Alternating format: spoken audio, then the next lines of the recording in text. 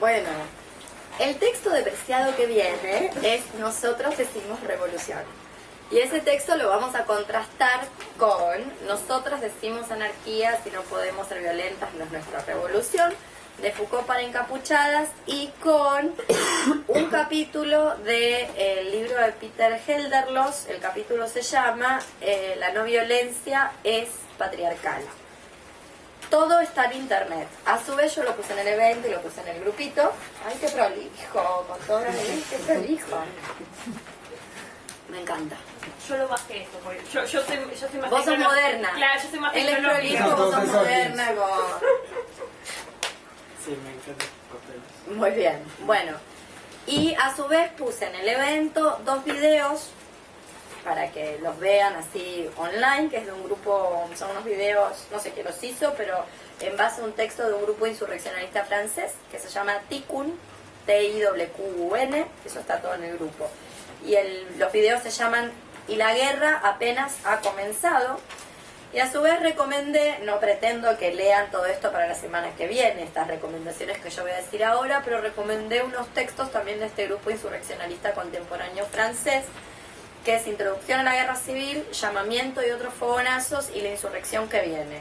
Yo, insisto, no pretendo que ustedes lean todo eso para la semana que viene, pero lo agregué. Y también agregué, contra este temita de la no violencia, otro texto que es un texto clásico ya a esta altura dentro del anarquismo, un texto insurreccionalista que se conoce como el nombre de Ay Ferri Corti. También está por todo el internet el Ay Ferri Corti, pero yo colecciono ese fanzine, así que si alguien no quiere fanzine, tengo hasta en portugués. Tengo un Ay Ferri Corti en portugués, un Ay Ferri Corti en japonés, porque lo colecciono. Bueno, en fin. Entonces eso es para la semana que viene, y si nos da el tiempo, que yo creo que sí, porque el texto este de Nosotros decimos revolución realmente es fácil, es tan fácil que les diría que es berreta. Está en el prólogo de un libro que se llama Transfeminismo. Sí, es el prólogo del libro Transfeminismo, pero hasta donde yo entendí, esto hay que chequearlo, no fue escrito ad hoc para ese libro, sino que ya había sido escrito, creo que para Liberación, que es este periódico donde Beatriz Preciado escribe tantas otras cosas, pero bueno, eso hay que chequearlo, no lo podría aseverar.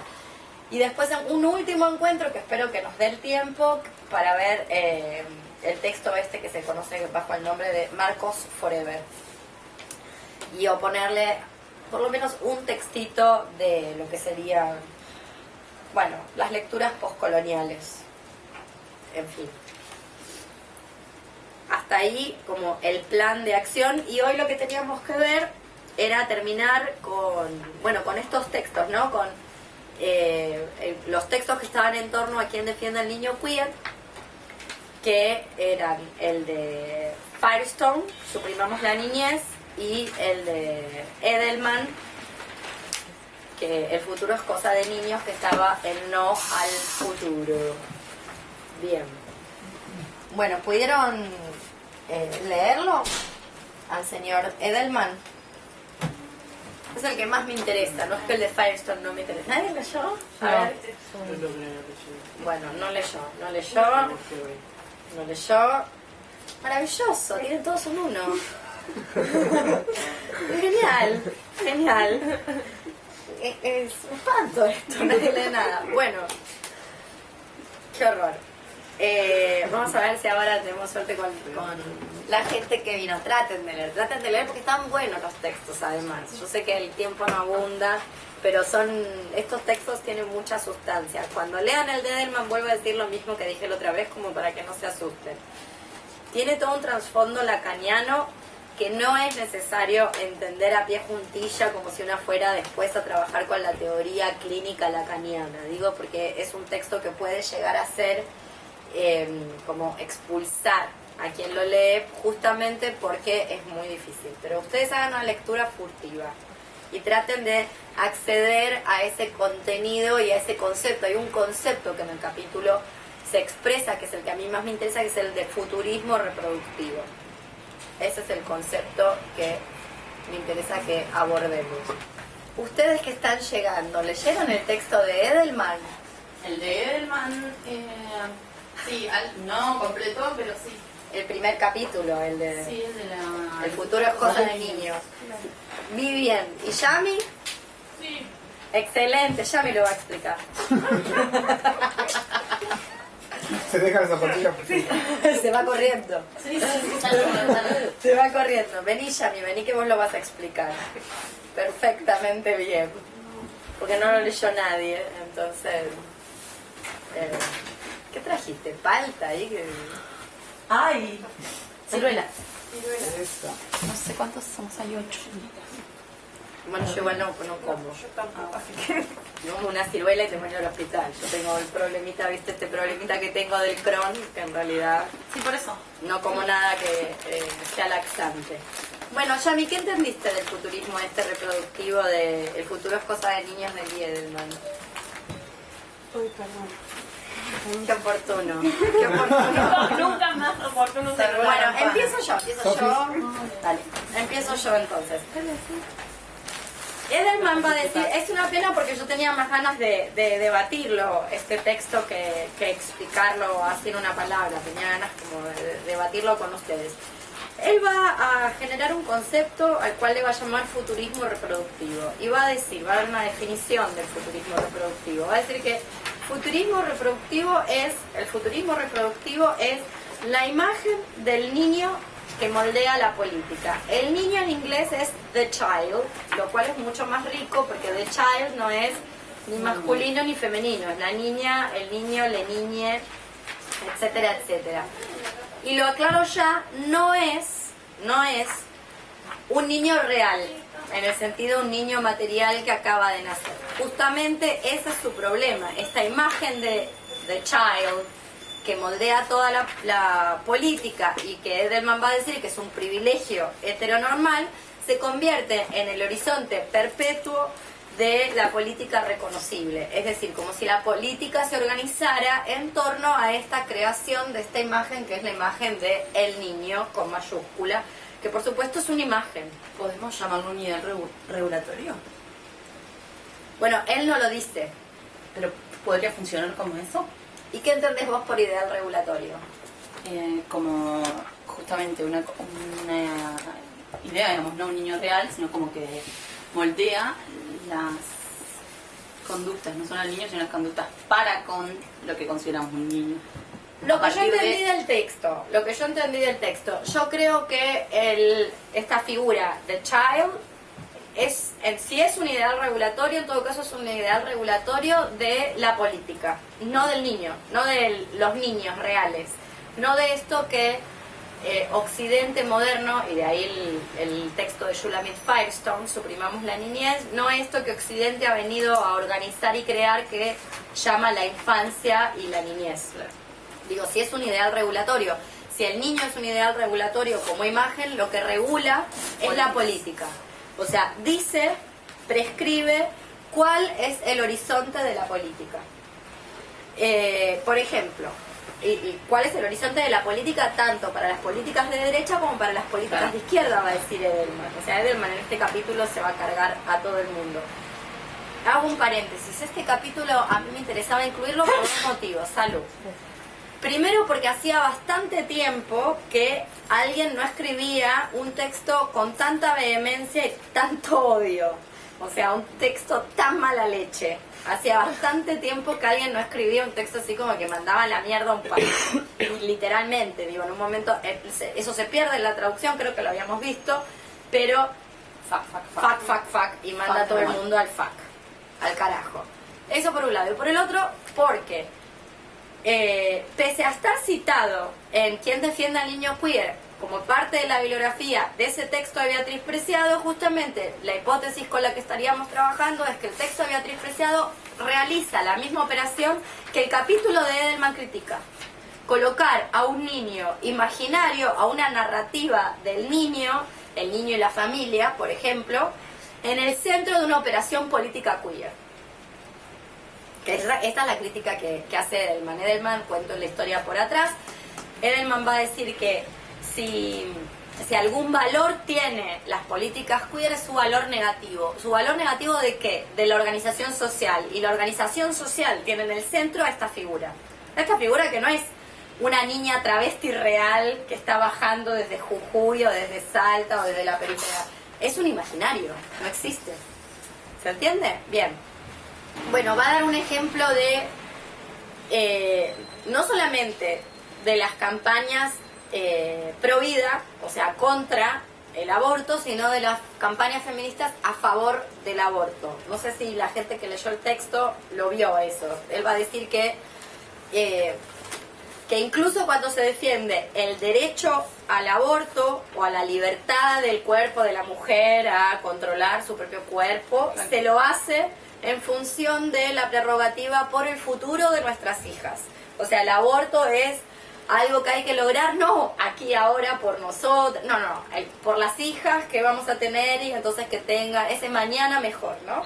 Esta idea de la proyección hacia el futuro, lo que Edelman va a llamar el futurismo reproductivo, también es solidaria con la idea del progreso, que son otro de los mitos del heterocapitalismo, ¿no? O sea, se avanza hacia un lugar mejor.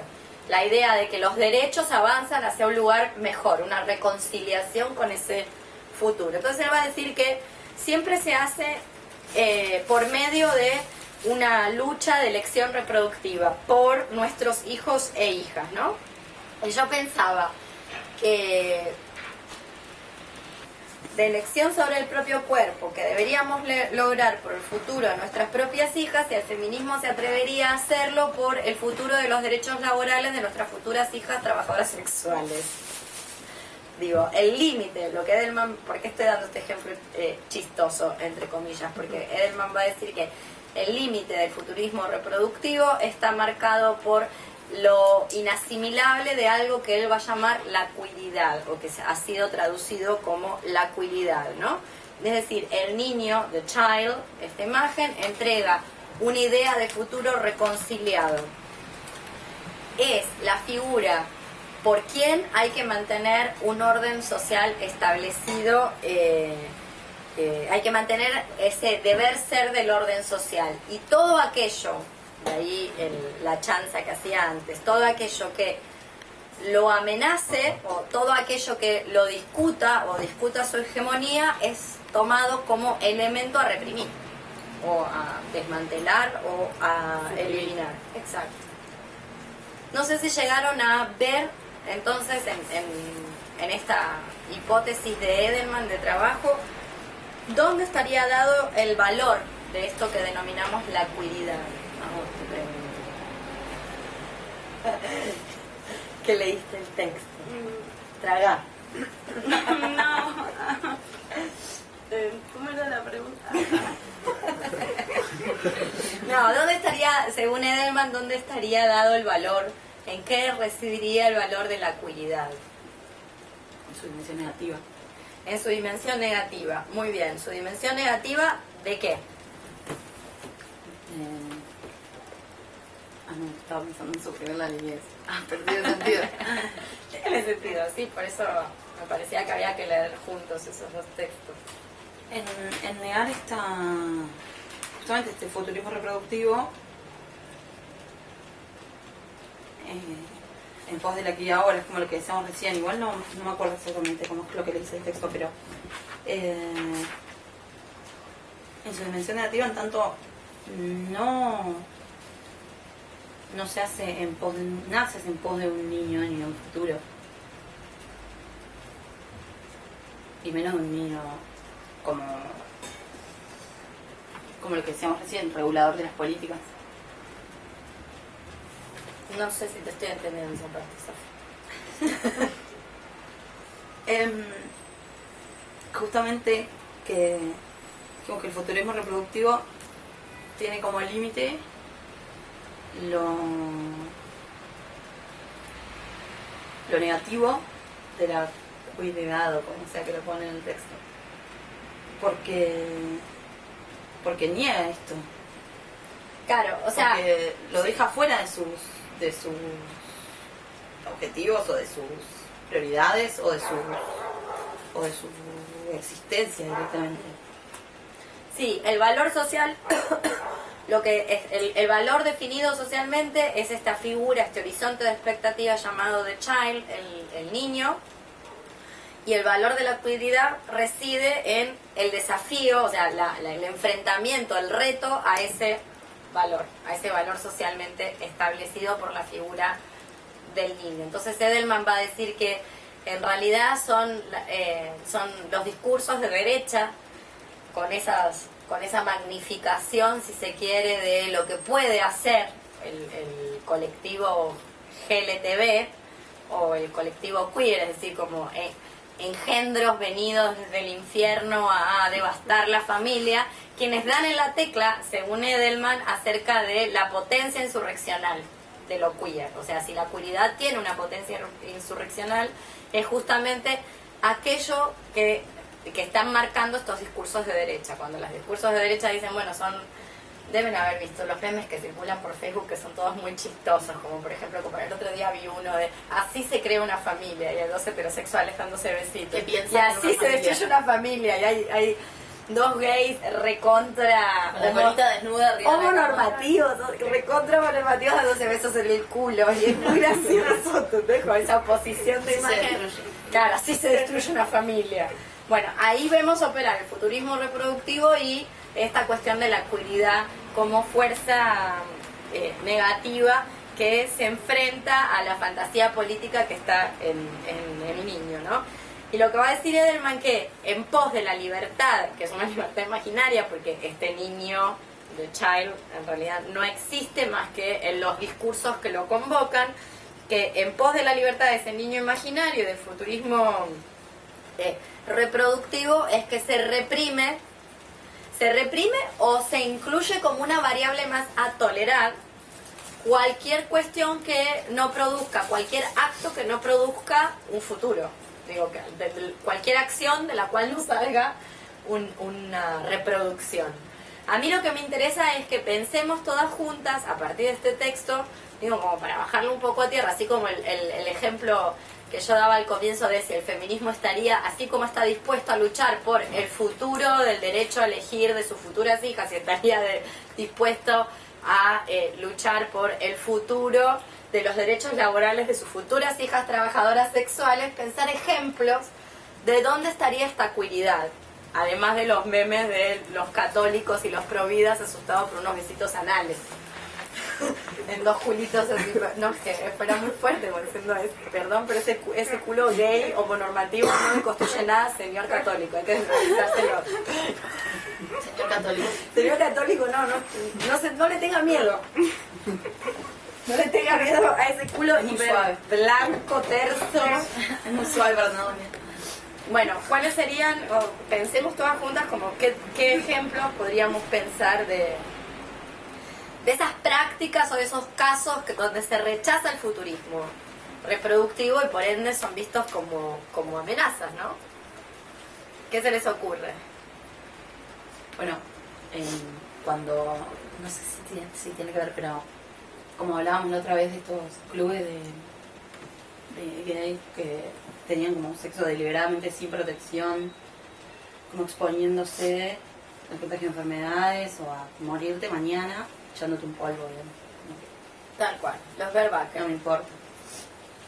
Los barebackers, que fue, contá un poquito quiénes son. Es que no sé mucho, es más lo que he conocido acá de eso que hablamos el otro día, de decir,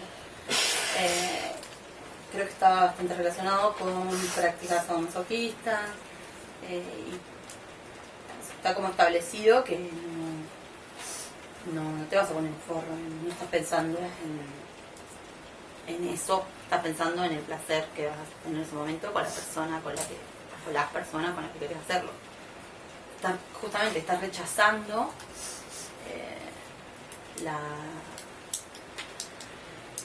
digamos, el cuidado en pos de un futuro que te daría la salud. Claro, de ahí el uso del concepto pulsión de muerte, justamente. Pero ahí vamos. Quería dar un rodeo de cosas que me acabo de acordar. No me acuerdo en cuál de las 1.000 millones de marchas que ya llevamos del orgullo contadas, se salió un eslogan del tipo por una sociedad más tolerante. Y me acuerdo que unos grupos habían generado un contraeslogan a ese de la sociedad más tolerante, que era tolerancia no respeto. respeto no es revolución y revolución no es revuelta. Así como para criticar esa idea de la tolerancia. Y Spinoza en algún momento de la ética da un catálogo de las pasiones. Dice, bueno, va enumerando, ¿no? Y llega a la tolerancia y coloca la tolerancia dentro de las pasiones tristes. La tolerancia es una pasión triste. Bueno, y hago todo este rodeo justamente porque este niño, the child, lo que hace es, en su reproducción, impregnar el futuro con heterosexualidad. Impregna todo, o sea, ese mundo que no existe, que es el mundo del futuro, con heterosexualidad.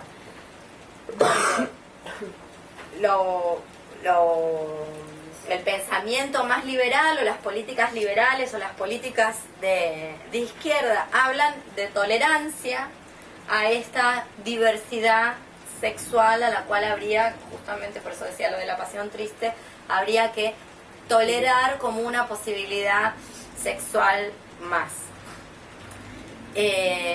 Para quienes no conocen el problema suscitado con el colectivo o el subgrupo llamado Barebackers, básicamente, bueno, hay diferentes teorías. Yo tengo un amigo, muy amigo en Brasil, que tiene un proyecto de investigación autónomo que se llama Contraconductas AIDS, porque en brasilero se dice AIDS. Y él lo que va a decir, su teoría es que hasta la aparición del VIH, exista o no exista, no nos vamos a poner en esa discusión, si existe o no existe, si se aisló el virus, no se aisló y tal. Entonces, pero hasta la aparición del VIH no existía una identidad gay tal como la conocemos. De hecho, no existió una identidad gay. Eso es lo que va a decir Isaac Maciel, para quienes quieran buscarle. Y que esa identidad gay forma parte de una construcción producto de un dispositivo que es el SIDA. O sea, el SIDA es el dispositivo de construcción de esa identidad gay, que es una identidad, por supuesto, heterosexual. Digo, es una de las identidades heterosexual del futuro reproductivo. En el capítulo, para quienes lo leyeron, se habrán dado cuenta, ahora sí va a hacer falta un almohadoncillo para Ariel. Sí, pero ahí cuando entre. Bueno, para quienes lo leyeron habrán visto que en una parte del capítulo, Edelman cita a una activista gay por los derechos civiles que dice, hablando de ciertos gays, algunos de nosotros tenemos cosas para hacer más importantes que ir al gimnasio, estar bronceados, irnos de fiesta, algunos queremos ser padres y demás. Es decir, esa identidad gay pergeniada y formateada y diseñada a la vera de los discursos de la buena conciencia de lo que es ser un hombre blanco heterosexual, pero gay en este caso. O sea, es como un hombre blanco heterosexual, pero gay. Y lo que va a decir Isaac, me encanta la puntualidad. ¿Qué cosa? La vida. Es diciembre, es diciembre, es muy complicado. Por ahora. Bueno, entonces lo que va a decir Isaac es que esa identidad se construye bajo la égida, y llegó el señor Terror, justamente para él, para Ariel. Acá hay un asiento en el sopi, pero ¿no me entornás la puerta para que no se escape la gata? Puedes sentarte donde gustes, en una silla ahí alta o en el almohadón, donde quieras. Bueno, entonces decía lo siguiente, que es esa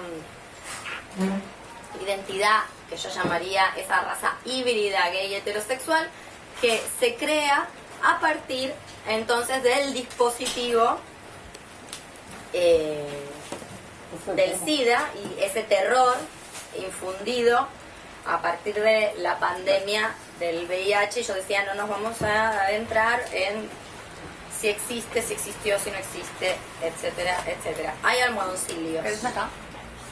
No, me lo tirás y me pongo acá. Mil gracias. Bien. Y eso produjo, siguiendo la teoría de Isaac, eso produjo en el campo de las expresiones de género una regulación de las prácticas sexuales. Lo que va a decir Isaac, si yo no lo entendí mal, porque recordemos que estamos leyendo en portugués y estamos escuchándolo en portugués, después le preguntamos si quiso decir eso o no, que hasta los años 90 o hasta mediados de los 80, en realidad lo que habría habido es un grupo de personas, hoy muy políticamente incorrectas, serían consideradas, promiscuas, drogadictas, divertidas, que salían a bailar todas las noches, que la pasaban súper bien y que no se andaban haciendo preguntas porque no había boliche gay, lesbiana. En Stonewall estaban todos en el mismo bar, hasta donde sabemos estaban todos metidos en el mismo bar. Y la gente se drogaba mucho, se la pasaba muy bien y después iba a coger en grupo, de a dos, o lo que sea, y con poca protección porque en realidad nadie tenía miedo de nada. Y lo que vino a hacer el VIH es justamente a ponerle un coto a esa proliferación insurrecta casi posidentitaria, donde en realidad la gente nos andaba diciendo, bueno, a ver, ¿vos qué sos? Pasiva, activa, bueno, qué sé yo, no sé, depende de las líneas de hoy, la cantidad de cocaína, de la calidad, hoy no, pregúntame hoy, mañana no sé. Bueno, esa es como un poco la tesis de Isaac. ¿Quiénes son entonces, o cómo leo yo al grupo de los Bierbacher? Básicamente gente que quiso seguir viviendo ahí.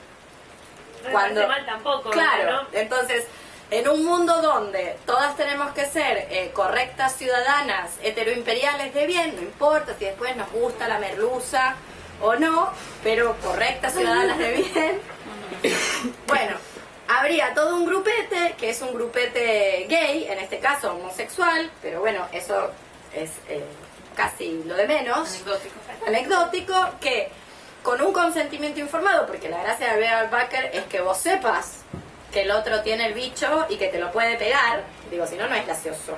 Digo, lo gracioso es justamente están quienes lo buscan y quienes lo portan. Y divertirse sexualmente o cachondearse sexualmente con eso, que tiene que estar a la vista, tiene que estar informado. Bueno, este grupo, que hasta el día de la fecha es bastante inasimilable, yo no comprendo por qué, porque está todo consensuado, informado, gente mucho menos adulta. hipócrita que otro tipo de relaciones. Cualquier digamos. relación heterosexual. Exacto, eso te iba a decir. Me parece mucho más honesto. Todo. Y también coge con preservativo ahí. Así que, o sea, son como prácticas Bierbacher, pero no divertidas. Sí, rompeme el teléfono.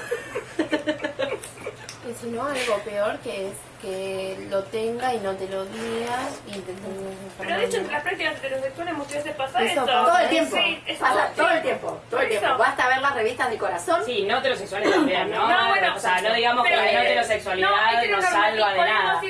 No, pero peguémoslo a los heterosexuales. Está bien, sí, peguémosle esto lo que hay que pegarle. Viste que pero se embaraza tampoco- Nicolás Cabrera para de... No tengo idea, la verdad. Me mete la soy verga muy alguno de sincera. esos asquerosos. Pero tampoco Hace vamos a pibes. decir que la no heterosexualidad nos salva de algo.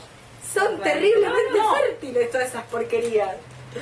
Como los Nicolás Cabré, ¿viste? Vos decís, pero esta gente coge sin forro todo el tiempo, porque hace 2 días que están culeando y ya se prendió, ¿entendés? Como, yo no me atrevo a tanto, soy recontraputa y no me atrevo a tanto. Bueno, ahí la caras y gente como un dechado de esas prácticas heterosexuales sin preservativo y sin consentimiento. Es decir, bueno, nadie usa preservativos. Probablemente Tulipán sobreviva del movimiento gay. Los preservativos vendidos al movimiento gay por los heterosexuales no los están usando. Bueno, entonces volviendo a este tema de los Bierbacher, se suscita toda una polémica en torno, pueden leer el texto de Warren o el texto de Halperin, tienen textos al respecto, toda una polémica donde los acusan de algo que este texto de Edelman viene a, ¿cómo decirlo?, viene a contrariar, pero en otro tono. Se los acusa de tener pulsión de muerte, básicamente, de que sus prácticas sexuales, o sea, como básicamente son psicóticos. Son personas que están mal de la cabeza, a las cuales hay que normalizar, porque ¿cómo vas a querer jugar a la ruleta rusa? Digo, solamente un demente. Bueno, lo interesante del texto de Halperin es que de Edelman, es que no sale a decir, no, en realidad ahora tenemos los retrovirales, nadie se muere, en realidad no sería tan riesgoso, o aceptemos, tolerémoslo. No, sale a decir, sí, hay gente que juega la pulsión de muerte y qué bien, porque es ahí, en ese juego, o en esa línea de pulsión de muerte donde se encuentra el potencial insurreccional contra la heterosexualidad como régimen político. La heterosexualidad como régimen político no lo dice tal cual Edelman, pero Edelman sí habla claramente de la heterosexualidad.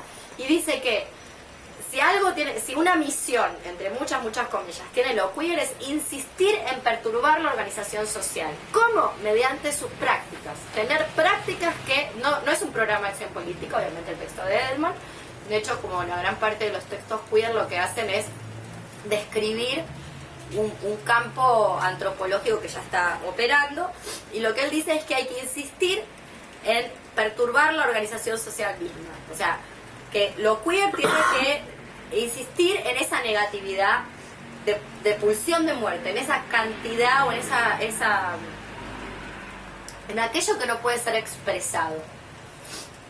Vamos a leer un pedacito de la página 43. Dice: así vemos que mientras miles de lesbianas y gays trabajan por el derecho al matrimonio, a servir en el ejército, a adoptar y criar sus propios niños, la derecha política, al negarse a reconocer a estos compañeros del futurismo reproductivo, Se están reproduciendo las personas que tocan en Tinder. el futurismo reproductivo,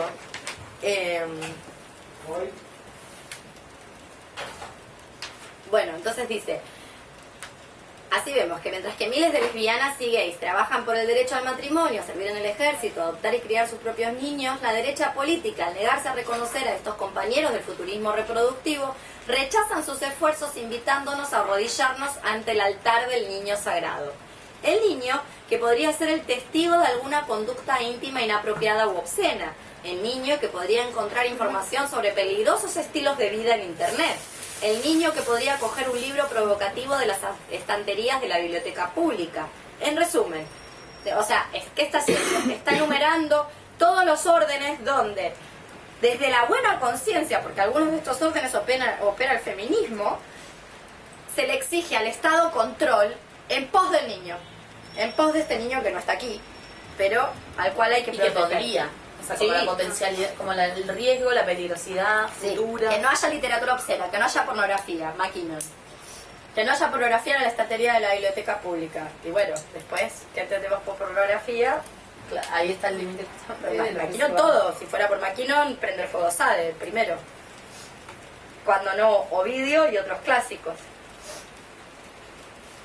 Bueno, entonces, en resumen, el niño que podría encontrar un disfrute que anularía ese valor figural del niño que ha sido impuesto por el deseo adulto como algo no marcado por la implicación adulterada del adulto en el deseo mismo. Es decir, el niño hecho a imagen de una completitud imaginaria para satisfacción de los adultos. Esto es el texto de Firestone. Esto es lo que dice Firestone El culto de acerca la de la infancia.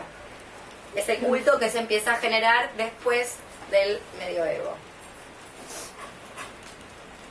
Bien, entonces, una completitud que es considerada para querer y por tanto para no querer nada.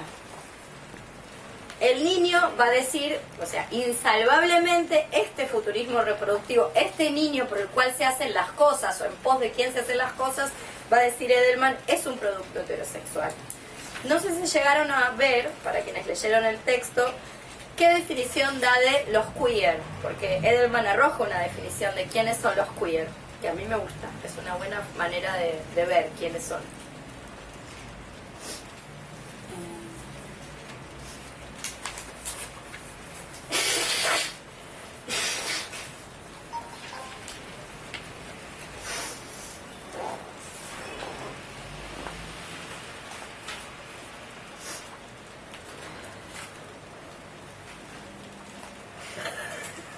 ¿Quiénes son, Yamil?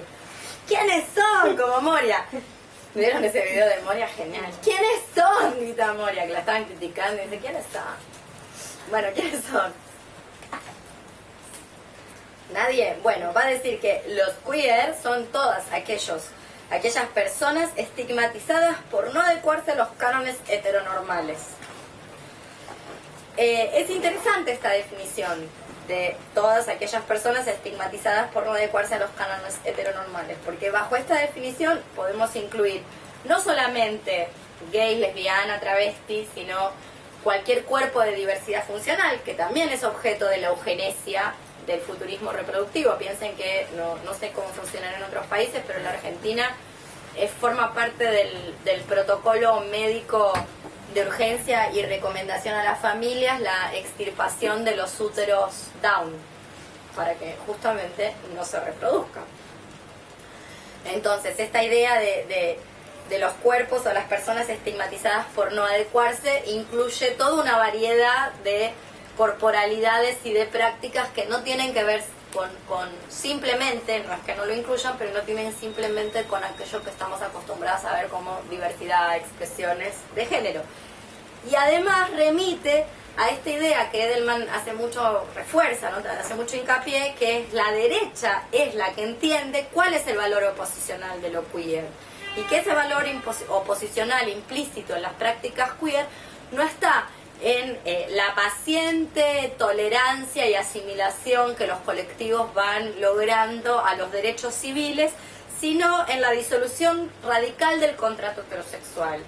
Si algo tiene que insistir, entonces vuelvo a esta idea, ¿no? Si en algo tiene que insistir lo queer es justamente a la disolución radical del contrato heterosexual.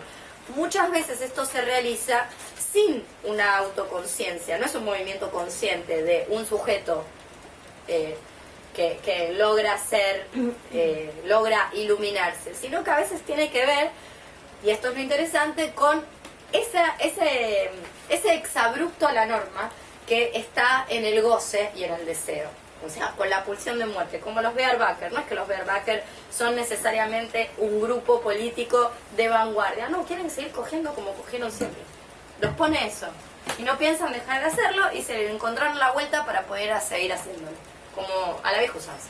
Entonces no es una autopercepción, sino es... o sea, No es necesariamente, eso es, como, no es necesariamente eso. No lo dice Edelman, lo estoy leyendo yo. Como no es necesariamente eso, como no necesariamente necesitas como de la conciencia para hacerlo. A veces simplemente lo que necesitas es el deseo. Y ahí la vieja frase de Perlonger, quiero que me deseen, ¿entendés? Como ese deseo que es inasimilable. Hay ciertos tipos de deseos que son inasimilable. ¿Cuáles? Bueno, los que no están incluidos dentro de la heterosexualidad como régimen político, tales como casarse y tener hijos. Digo, esos son deseos inasimilables. Podríamos extraer de Edelman que sus límites son, digo, cuando queramos una definición de dónde está el régimen heterosexual, bueno, están los límites. O sea, hay un límite, un contorno que tiene que ver con todas aquellas estigmatizaciones, corporalidades o prácticas que no pueden ser asimiladas, no importa qué.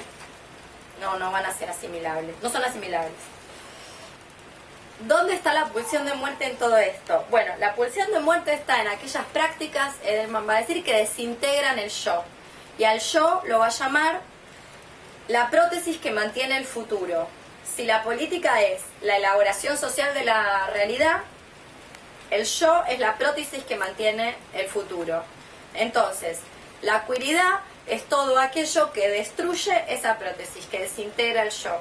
De ahí se puede dar un paso muy fácil, que no lo da Edelman, pero lo podríamos dar nosotras, hacia otro paradigma, que son los paradigmas de Deleuze y Guattari, esquizoanalíticos, de desintegración del yo. No solamente desintegración del yo como desintegración material, en el sentido nos vamos a morir. La realidad es que igual todas nos vamos a morir, como decía yo, no sé quién le decía el otro día, todas nos vamos a morir. Te digo, de la vida, de la única manera que se sale es mediante la muerte, únicamente que algunas vamos a disfrutar en ese paso. Y otras, bueno, Se van a casar y van a tener hijos. ponele, y se van a autoconvencer de que... Son felices. Y ahí está, para mí esa es una cuestión muy interesante. Si la maternidad fuera tan maravillosamente asombrosa como nos hacen creer, ¿por qué le hacen tanta publicidad? ¿Por qué es necesaria tanto aparato semiótico técnico que sostenga esa idea? Porque en todos lados te están diciendo todo el tiempo que es lo mejor que te puede pasar. Digo, si fuera tan maravilloso, ¿por qué hay tantas personas dispuestas a arriesgar la vida muriéndose tratando de no ser nuevamente madres o no serlo nunca? Digo, si fuera todo tan genial. Digo, son preguntas que yo me hago al respecto de la maternidad. Que tiene mucha publicidad a favor y que a pesar de toda la publicidad que tiene a favor, tiene mucha gente arriesgando la vida literalmente en pos de no ser madre. Entonces se ve que no debe estar tan bueno. No lo sé porque no lo soy, pero todo da a pensar que parece que es bastante una cagada. Bueno, entonces, decía que en esa desintegración del yo propuesta, el yo como la prótesis del futuro, propuesta por la pulsión de muerte, lo que se produce entonces es una reelaboración de la política entendida como elaboración social de la realidad, y que eso nos permitiría dar un paso que Edelman no da, pero que nosotras podríamos dar, hacia otras teorías de subjetivación, como por ejemplo Mil mesetas de Deleuze y Guattari. Pero a su vez él va a decir algo también muy interesante, muy polémico. A mí me gusta la polémica que presenta este texto, que tiene que ver con la autodestrucción. Y él va a postular la autodestrucción, ya hablando de la materialidad, de la destrucción del cuerpo, como la única resistencia a quedar esclavizado en nombre de tener una vida. Es decir, lo vuelvo a decir, en nombre de tener una vida, aparentemente una establece contratos sociales esclavos, de los cuales la única manera para salir sería la autodestrucción. Hay un ejemplo histórico muy interesante, yo las invito a buscar, los propios, es un ejemplo histórico que yo tengo, que me acompaña desde hace bastante tiempo, lo conocí de chiquita, que es Masada o Masada, que es la romanización de una palabra hebrea, que ni me pregunte cómo se pronuncia, que es un relato en las crónicas de Flavio Josefo, una de las primeras guerras romano-judías. Tengo miedo, está en Wikipedia, tengo miedo de decir la fecha, no me acuerdo si es, no sé, 500 después de Cristo, 400 después de Cristo. Masada es una citadela judía en el medio del desierto que los romanos sitian y le van construyendo un puente para tomarla. Ante la concreción del hecho, o sea, los romanos van a tomar esa citadela, la gente que vive en Masada lo sabe, son todos judíos, saben que no hay manera de escapar. Lo que hacen es, organizan una técnica para suicidarse en masa, de una técnica porque el suicidio está condenado en el Antiguo Testamento. Entonces organizan una técnica para suicidarse en masa, matar niños, matarse todos, niños, mujeres, hombres, niñas, etcétera, envenenar los pozos de agua, que es especialmente algo que los romanos tenían sustancial interés, y dejan los graneros y los depósitos de comida intactos para mostrarle a los romanos que no se suicidaron porque se habían acabado la subsistencia, sino que el suicidio era un acto político. O sea, les dejan los cuerpos adentro y la prenden fuego.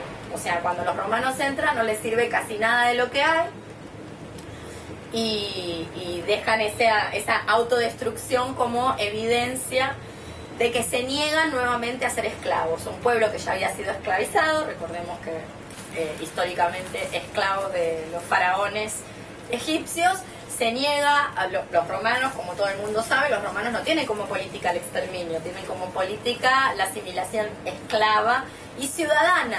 Lo primero que hacen los romanos es convertirte al ciudadano. Ciudadano, obviamente, como no es lo mismo ser un romano de Roma que ser un ciudadano romano de la periferia, pero bueno, no importa. Entonces, frente a eso, al negarse la esclavitud, lo que hacen es, su acto de sublevación es autoeliminarse, que es lo que los romanos querían a la gente viva para esclavizarla. Y me acordé de esto, que esta idea de Edelman de la autodestrucción, como que a veces la autodestrucción puede ser la única resistencia a quedar esclavizado en nombre de tener una vida. Por supuesto, Edelman no lo está recomendando como una práctica de vida, lo está señalando a propósito de ciertas prácticas que podrían ser consideradas como pulsión de muerte y que a lo único que van a conducir es a que te mueras. Como igual todas no vamos a morir, bueno, algunas de esas prácticas de pulsión de muerte en realidad lo que hacen es poner un palo en la rueda del ciclo de esta vida heterosexual. Y de ahí la mención o la cita de Hockenheim: todas las fantasías del mañana más brillante reproducen el pasado en forma de futuro. lo vuelvo a decir, todas las fantasías de un mañana más brillante reproducen el pasado en forma de futuro. O sea, cómo ponerse esa idea de que vuelva al pasado en forma de futuro mediante unas fantasías de un mañana más brillante, de que estamos mejor que antes, en fin. Y ahí el llamamiento de Edelman a elegir, no elegir al niño y insistir en la negatividad, insistir en que el futuro termine aquí, porque total, la civilización tal cual la han pensado, ha sido pensada desde la heterosexualidad como régimen político, también es mortal. Por ende, hay que terminar aquí. Bueno, ¿qué más? Podemos pasar a la de Firestone, al texto de Firestone y también tengo algunas cosas más de un capítulo que no les di acerca de la compasión de Edelman, que es muy interesante, pero me gustaría como escuchar un poco. Yo ya hablé un montón, así que me gustaría escucharlas si es que lograron acceder al texto de Edelman. ¿Qué les pareció esta idea de la autodestrucción como única resistencia a quedar esclavizada en nombre de tener una vida?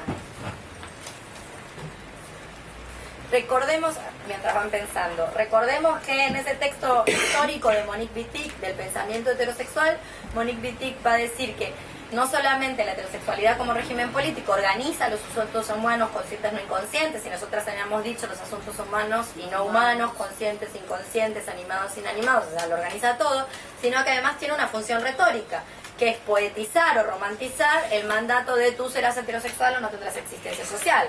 Digo, tomando a Wittig y volviendo a Judith Butler, es decir, la existencia social, tener inteligibilidad social supone la adhesión al contrato heterosexual para existir. Contrato heterosexual que está dado por las prácticas heterosexuales, no tanto ya por ciertos deseos de si me gusta chupar concha o que me cojan el culo, sino por ciertas prácticas de deseo heterosexual que están dados más bien por órdenes o dispositivos tipo la familia, el tener hijos, la pareja, la monogamia, bla, bla, bla, bla.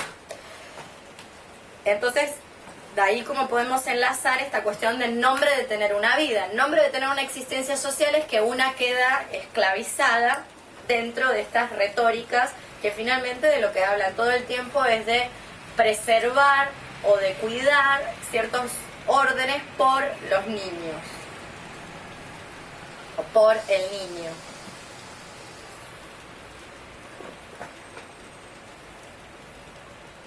Bien.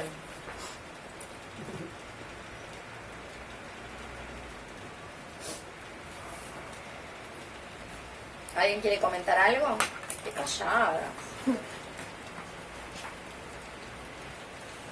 ¿No les gustó? No, yo no quiero comentar nada, pero me encanta la idea, solo que me encanta la idea de la autodestrucción. Está Marina ese comentario. Como última trinchera de libertad política. Me encanta. Marina, vos estás llevando adelante el proyecto político. Vamos a empezar.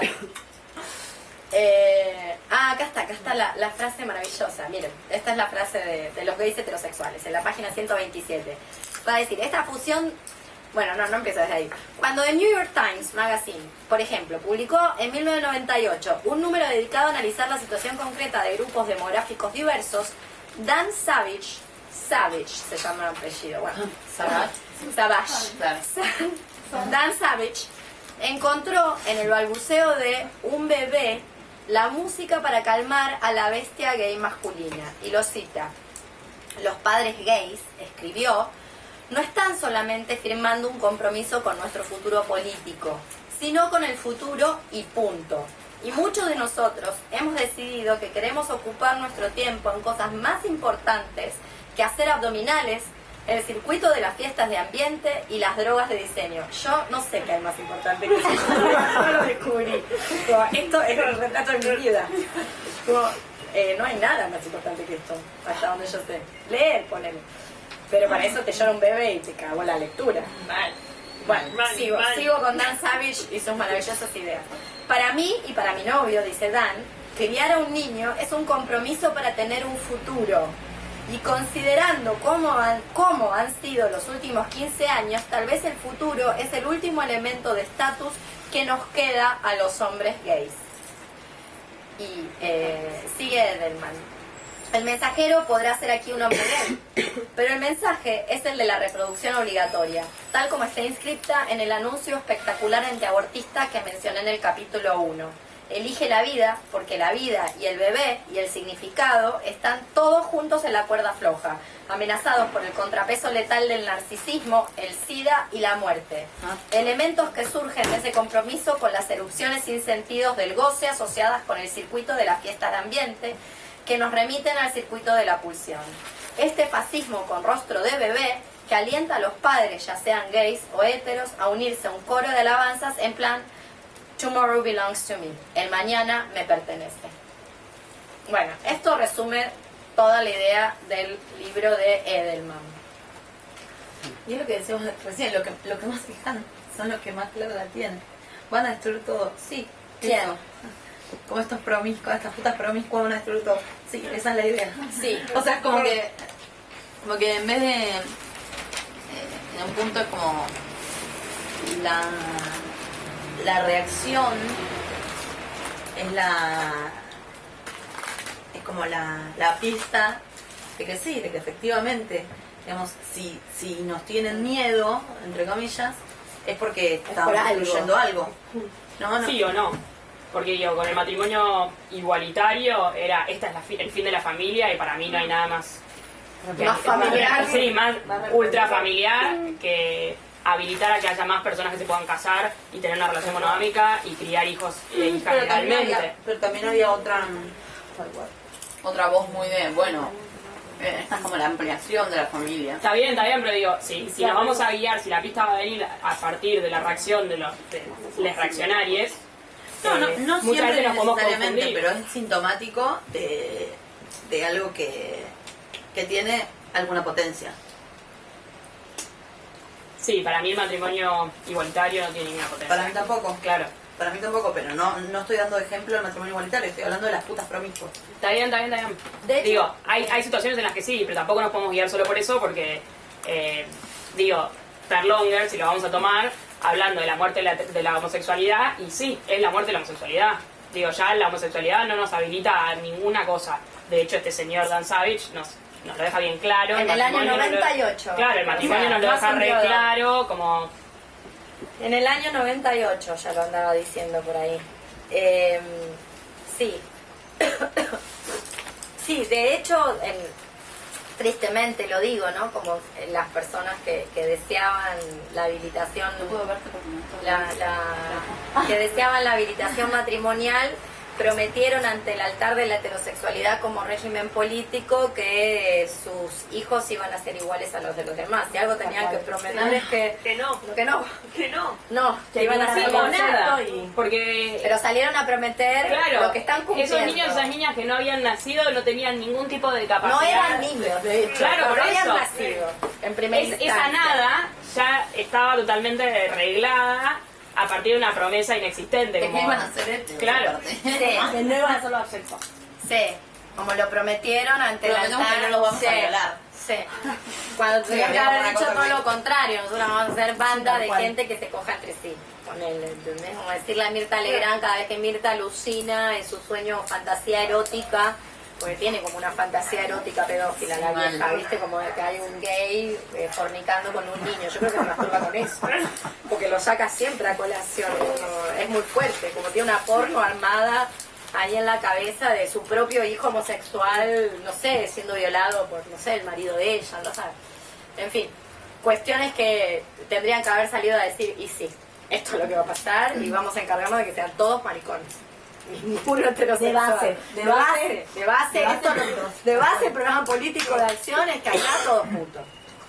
Como ese cuento de Lamborghini que el pibe Barulo que la madre de chiquito como le ejercitaba el el culo. pibe No, Barulo. pequeño. No, pero contá que es Tiene el mucha pibe fe. Barulo. Bueno, es un cuento corto de Lamborghini que tiene varias partes en la vida de este personaje que es el pibe Barulo. Y hay Es una un de las pibe partes... culón. Claro. Es un pibe que en el barrio es culón. Que de chiquito la la madre como le masajea la cola y lo prepara para... Le empieza a contar todo. Claro. Y obviamente, culón es Lo estaba preparando para que se lo lleve un zar.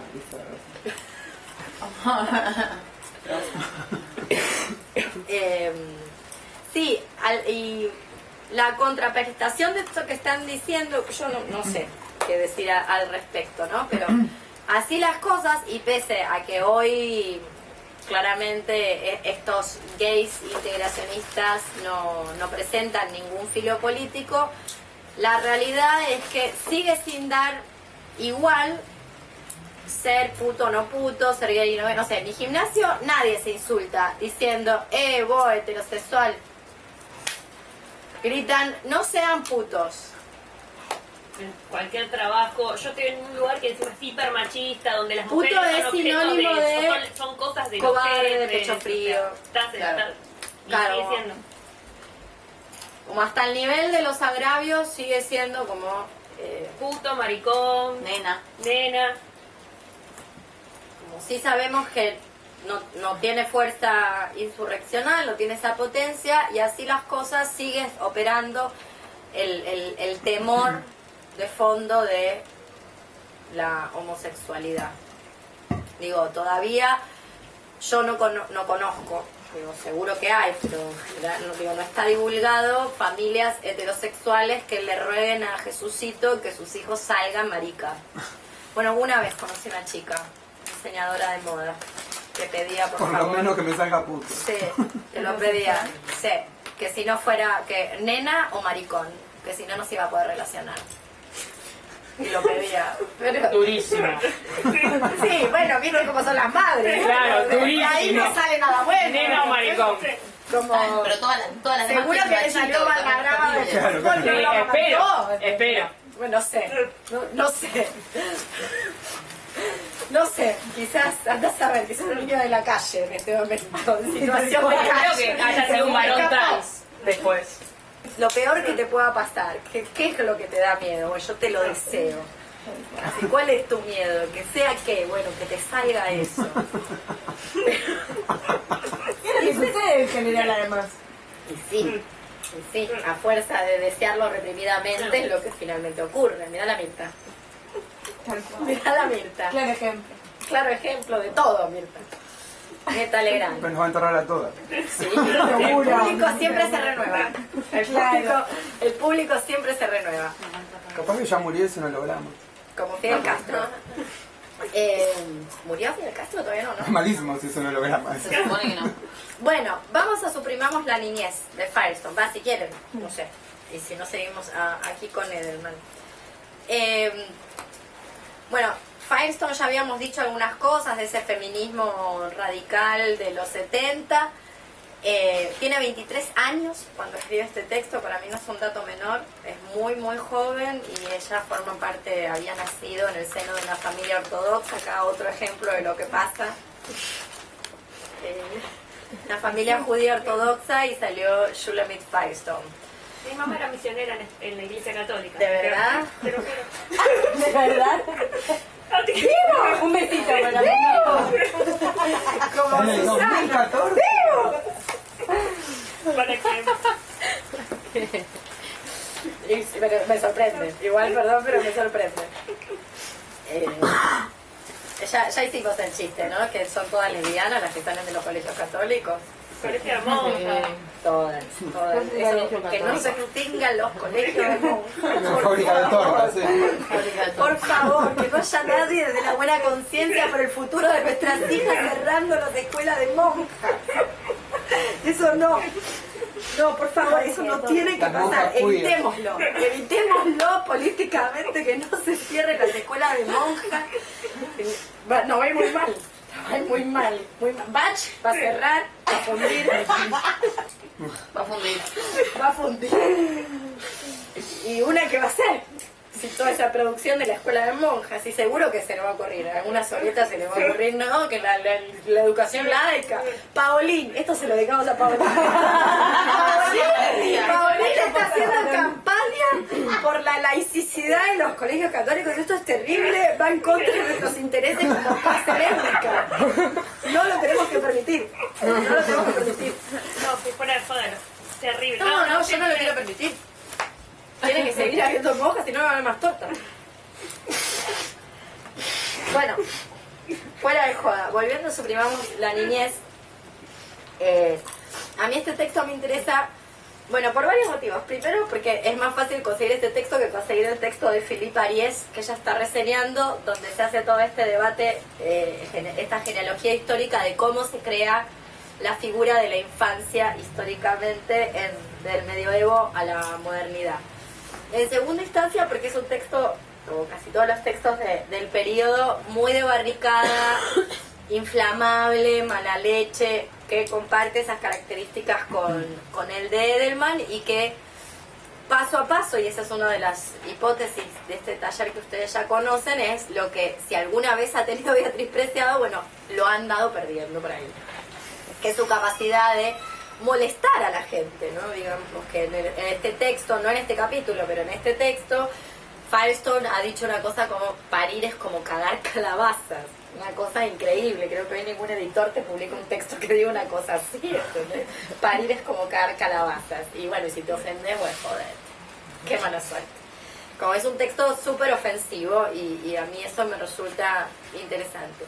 Y segundo, porque es muy original, pese a ser un texto utopista, y por utopista entiendo esos textos que yo incluiría dentro de la ciencia ficción, o sea, son dislates de la ciencia ficción cuando se mete con todo ese debate de la reproducción, porque también se pone a pensar, bueno, ¿qué tenemos que hacer para no extinguirnos? Y bueno, básicamente lo que ha pasado y ha pasado de otra manera, ¿no? Que no hace falta la reproducción biológica, puede ser mecánica, in vitro, bla, bla. Pero es muy original con respecto a otros conceptos que hasta el día de hoy funcionan dentro del feminismo. Y uno tiene que ver con la noción de matriarcado. Ella va a postular que el matriarcado es otra etapa del androcentrismo. Esto hay que avisarle a todas las chicas que creen en el parto orgánico, la lunita, la menstruación y no sé cuánta gilada más. Bueno, ella va a postular que el matriarcado es otra de las etapas del androcentrismo. ¿Por qué? Porque es muy fácil, va a decir ella, es como un camino que va desde ser objeto de adoración natural, por esas fuerzas naturales que poseemos, hacia una esclavitud dependiente justamente de esas fuerzas naturales que supuestamente nos caracterizarían. Y ella va a decir, bueno, siguiendo la hipótesis de Simone de Beauvoir, de que la libertad empieza por el vientre, que ser objeto de adoración no es sinónimo de libertad. Miren que dice en la página 95. Fue la biología reproductiva de la mujer la razón de su opresión original e ininterrumpida después, no una repentina revolución patriarcal cuyos orígenes ni el mismo Freud puede explicar satisfactoriamente. El matriarcado es una etapa en el camino que conduce al patriarcado, a la plena realización del varón, que pasa de una fase de adoración a la naturaleza a través de las mujeres a otra fase de conquista. Esto es Marx. Marx dice que, si no me equivoco, dice que el hombre ha observado, ha contemplado la naturaleza durante mucho tiempo, que es momento de transformarla, es decir, de la etapa de contemplar cómo son las mujeres las que se reproducen, una etapa que se llama partenogénesis, donde no se conocía cuál era la incidencia de estos cuerpos que hoy llamamos varones en el ciclo reproductivo, y se pensaba que solamente estos cuerpos que hoy llamamos mujeres por ciclos lunares se reproducían, con lo cual no había una ligación sexualidad-reproducción, la gente cogía como quería y después de repente aparecían niños que pensaban que era por el ciclo lunar. De esa etapa de contemplación de este fenómeno se pasa a una etapa de transformación o de conquista de este fenómeno. Es cierto que la situación de la mujer empeoró con el patriarcado, dice Firestone, pero nunca había sido buena, ya que a pesar de la nostalgia no es difícil probar que el matriarcado jamás constituyó una solución a la opresión básica de la mujer. En el fondo no se trataba más que de un sistema diferente de continuidad y legados sucesorios, sistema que si bien concedía a las mujeres ventajas más numerosas que el patriarcado subsiguiente, no le permitía una situación social de igualdad. Ser objeto de adoración no es sinónimo de libertad. La adoración tiene lugar en la mente de otra persona y esta mente pertenece al hombre. Así pues, a lo largo de todo el proceso histórico, en todos sus estadios y culturas, las mujeres se han visto oprimidas por causa de sus funciones biológicas. Pero justamente por eso nunca hubo matriarcados. O sea, ella parte de la hipótesis de que sí. Sí. En antropología hay tesis al respecto de si existió o no existió. Las tesis primitivistas, los Schalling, Marshall Schalling, yo sé poco de este tema, pero es un tema que algún día voy a estudiar en profundidad. Dicen otra cosa que es muy interesante, que es como casi si se quiere posidentitaria.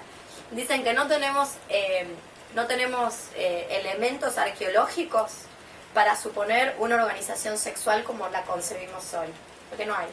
No se puede saber quién salía a cazar.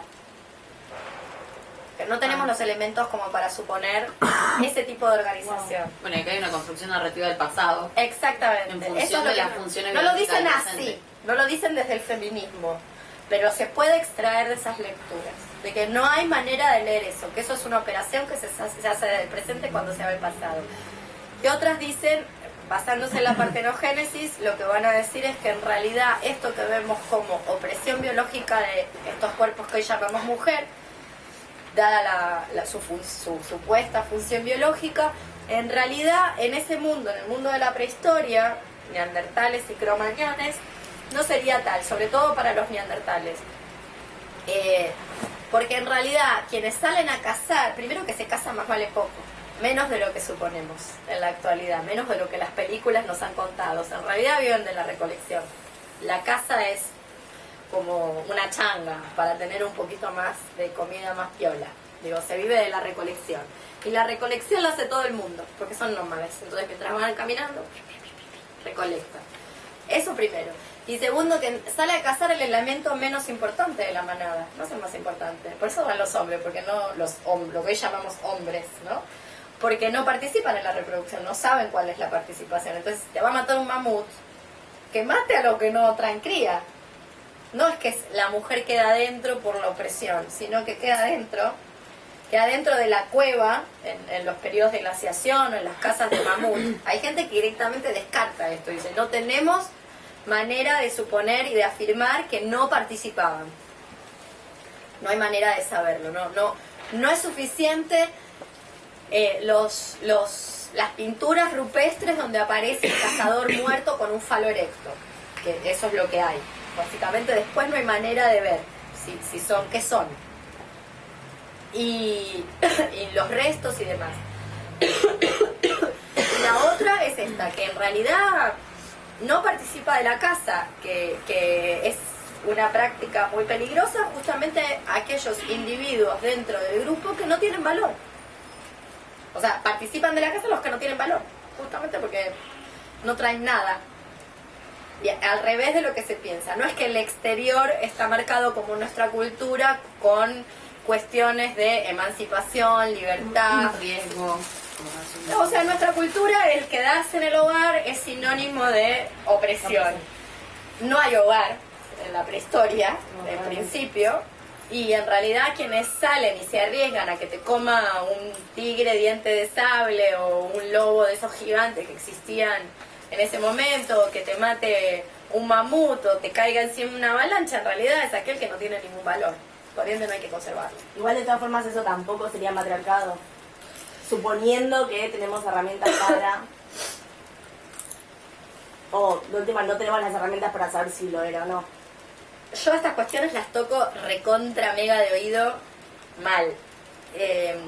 Yo creo que estamos, para hablar de matriarcado hay que hablar de humanos. Y los neandertales están más cerca de los animales que de los humanos.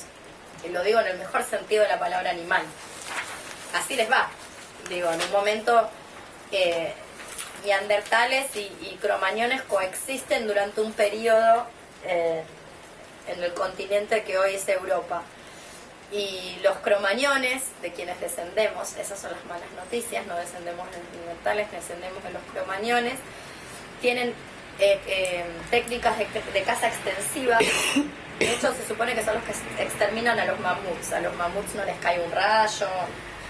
Parece ser que los exterminan los cromañones. Los cromañones son los primeros que descubren que para cazar un mamut te conviene asustarlos con fuego y despeñarlos. Entonces matan a todos los mamuts, no salen a cazar uno, matan a todos, se llevan uno, pero no hay manera de conservar. Y los cromañones, que son más violentos, más agresivos, pero además tienen, y esta es la característica principal que hace que los neandertales empiecen a ir a cada vez tierras más frías, a la región de Escandinavia, y finalmente mueran todos de hambre. Los neandertales no se deshacen de los miembros del grupo defectuosos. Hay restos de neandertal que mueren de viejos, sin dientes, sin brazos, sin piernas. No se deshacen de los defectuosos, no dejan a nadie atrás. Y en algún momento eso evita que los deja sin comida. Los cromañones no.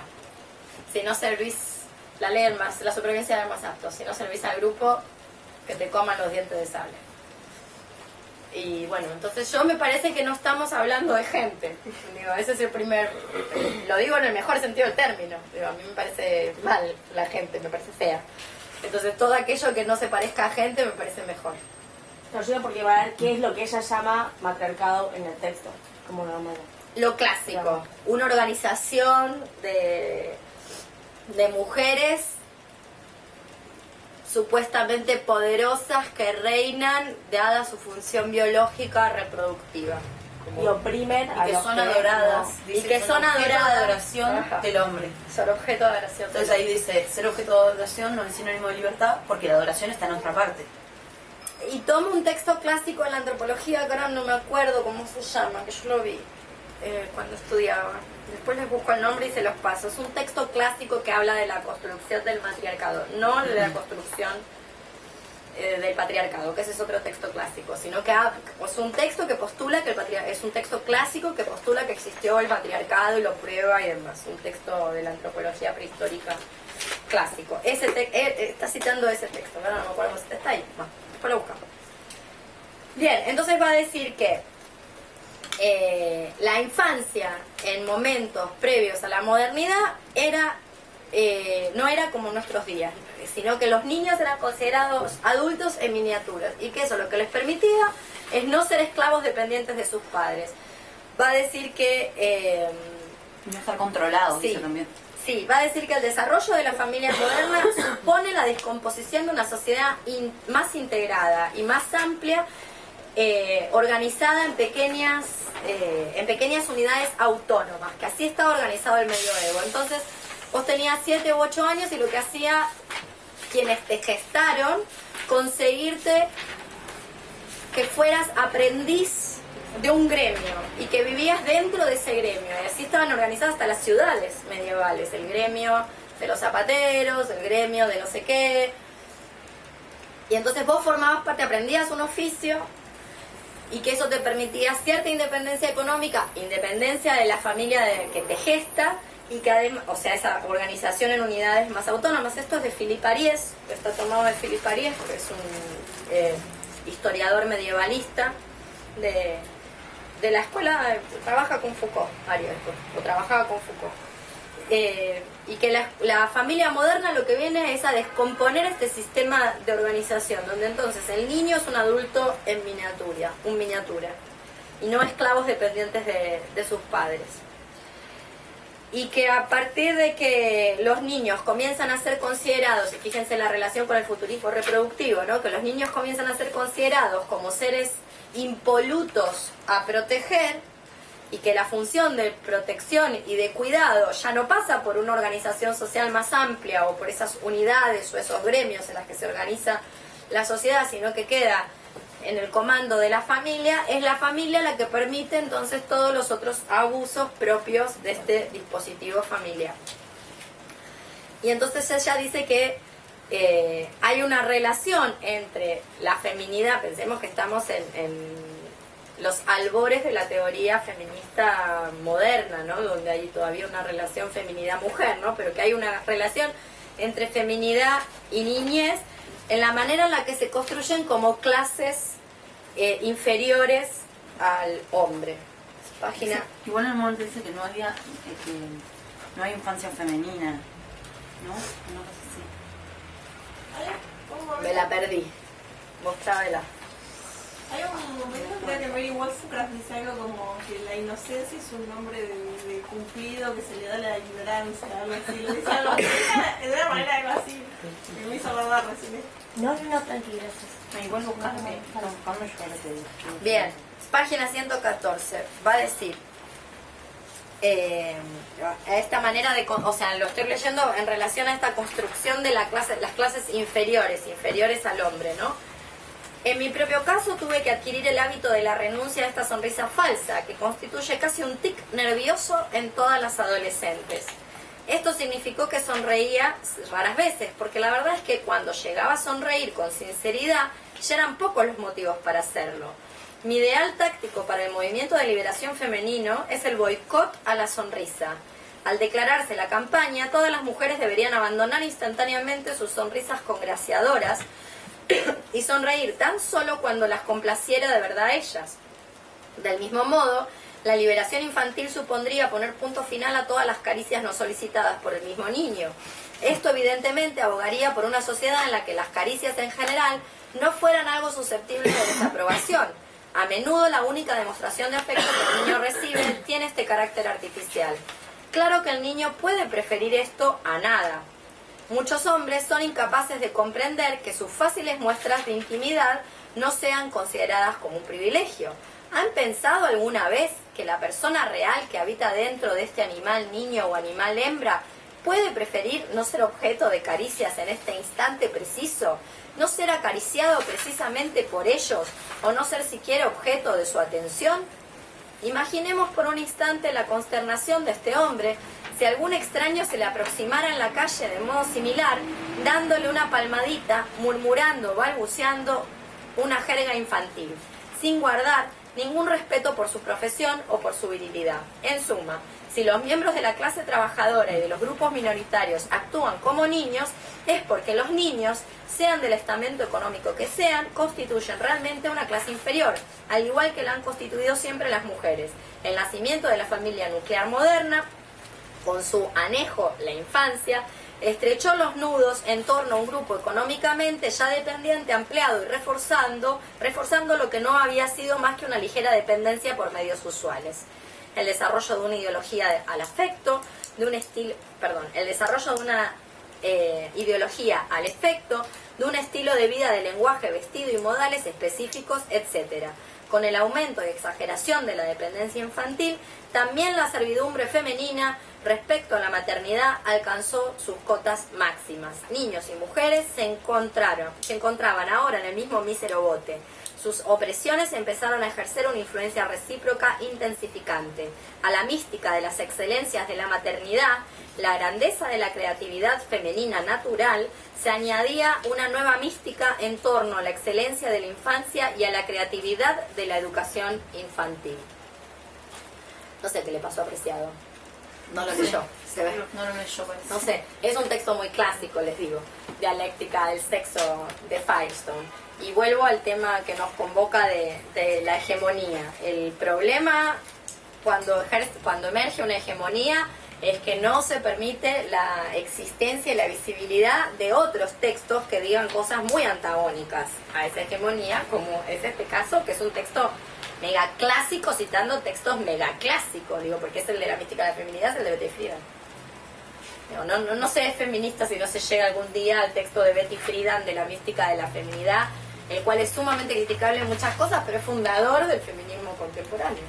Digo, la primera en poner el punto sobre las síes en lugares donde nadie hablaba. Entonces, lo que encontramos es, más adelante en el texto, el niño como la encarnación viviente de la felicidad y el niño como una pertenencia a una pareja.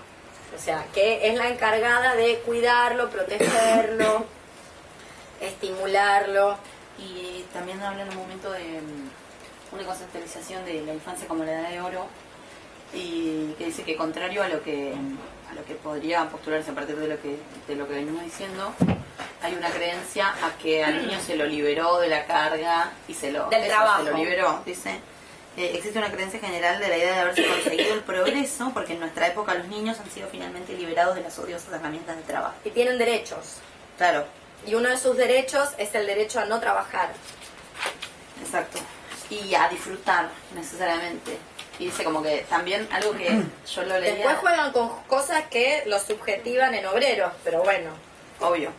Le van a dar el cosito de herramientas. Claro, tenés el derecho a camioncito. jugar. ¿Con qué? Con un camioncito o un set de médico. Y si sos nena, con una escobita. El carrito supermercado también está ahora. Ah, ¿sí? Está en la heladera de Barbie. Está en la heladera de Barbie, el carrito de super. Ya no tenemos ni coche de Barbie. No, Está vacía ya, la heladera de Barbie. la heladera de Barbie. Te dice ahí en el... Se vende por separado. Existía ya. Existían hace mucho, sí. Hace mucho, hace 20 años, ahora hace mucho. Sí, tiene 14, ¿no? Claro, tiene 14, 15 años tiene. Después en un momento dice esto justamente página 127, dice: los únicos niños con alguna posibilidad de escapar de esta pesadilla supervisora, aunque cada vez menos, son los niños de los guetos y de la clase obrera, entre los que priva todavía la concepción medieval de comunidad abierta. Vivir en la calle, en otras palabras, históricamente muchos de estos procesos concernientes a la infancia alcanzaron a la clase inferior con bastante retraso y no suelen arraigar con solidez. Pero bueno, eso era como pensando como el potencial de esto que se manifiesta como una liberación, en realidad es un excesivo control, un mandato de la infancia que es muy bueno. Esto que decías, que se acerque a alguien, todo que como que hay cosas. Fíjate cómo sigue esa parte que es muy interesante. Dice: los niños de las clases inferiores tienden a provenir de familias numerosas que conviven en vecindad y que se componen de individuos de edades muy diversas. Pero aún en los casos en que no sea así, suele haber hermanastros y hermanastras, primos, sobrinas, sobrinos o tías, en un ambiente familiar de continua variación. ¿De continuo qué? Variación. Los niños apenas son objeto de atención individual y desde luego no son supervisados. Se les permite vagabundear lejos de casa o jugar en las calles hasta muy tarde. Eso que en otros lugares se debería como un error. Exactamente, porque hay que cuidarlos y protegerlos. Y no, después encontré el otro que te decía, pero no era Tan así. Exacto. ¿Qué pasa? Era lo de página 103, cuando habla de la indumentaria femenina y dice que se encuentra con que el concepto de infancia no se aplicaba a las mujeres. Dice que pasan de los pañales a los vestidos. Claro, Sí. sí. ¿Qué podemos decir de la indumentaria femenina? Respecto a ella nos encontramos con un hecho asombroso. El concepto de infancia no se aplicaba a las mujeres. La niña trocaba directamente sus pañales por el vestido de mujer adulta. No asistía a la escuela, institución que, como veremos, estructuraba el tiempo de infancia. A los 9 o 10 años actuaba realmente como una señorita. Su actividad no se diferenciaba de la que las mujeres adultas. Tan pronto como alcanzaba la pubertad, hacia los 10 o 12 años, se la casaba con un varón mucho mayor que ella. Firestone no está diciendo que hay que volver a ese mundo, simplemente está mostrando cómo históricamente se construye la infancia y como aquellas cosas que desde la, no lo dice así, pero como ciertas cosas que desde la buena conciencia son tenidas como maravillas del progreso, en realidad lo único que hicieron es esclavizar o subjetivar a los que después se convierten en adultos heterosexuales. Bien, ¿qué más?